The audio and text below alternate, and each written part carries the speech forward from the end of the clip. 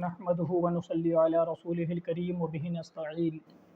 हज़रत इमाम हसन बिन अली रज़ियल्लाहु तआला अन्हुमा से रिवायत है कि हुज़ूर सल्लल्लाहु अलैहि वसल्लम ने फरमाया, जिसने खुशी दिल से तालिब सवाब होकर कुर्बानी की वह आतिश जहन्नम से हिजाब हो जाएगी।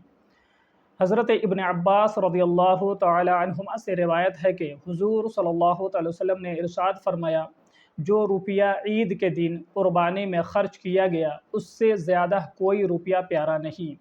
हज़रत अबू हुरैरा रज़ियल्लाहु तआला अन्हु से रिवायत है कि हुज़ूर अक़दस सल्लल्लाहु अलैहि वसल्लम ने फरमाया, जिसमें उसअत हो और कुर्बानी ना करे वह हमारी ईदगाह के करीब ना आए।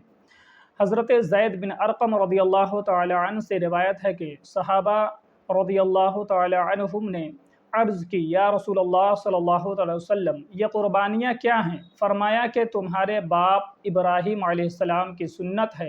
लोगों ने अर्ज़ की, या रसूलल्लाह सल्लल्लाहु अलैहि वसल्लम, हमारे लिए इसमें क्या सवाब है? फरमाया, हर बाल के मुकाबले नेकी है। अर्ज़ की, उनका क्या हुक्म है? फरमाया, उनके हर बाल के बदले में नेकी है।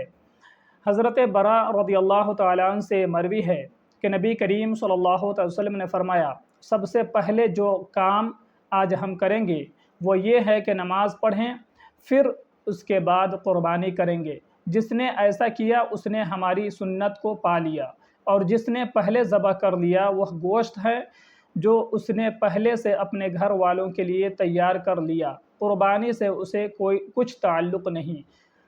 अबू बुरदा रज़ियल्लाहु तआला अन्हु खड़े हुए और ये पहले ही ज़बह कर चुके थे और अर्ज़ की, या रसूलल्लाह सल्लल्लाहु अलैहि वसल्लम, मेरे पास बकरी का 6 माह एक बच्चा है।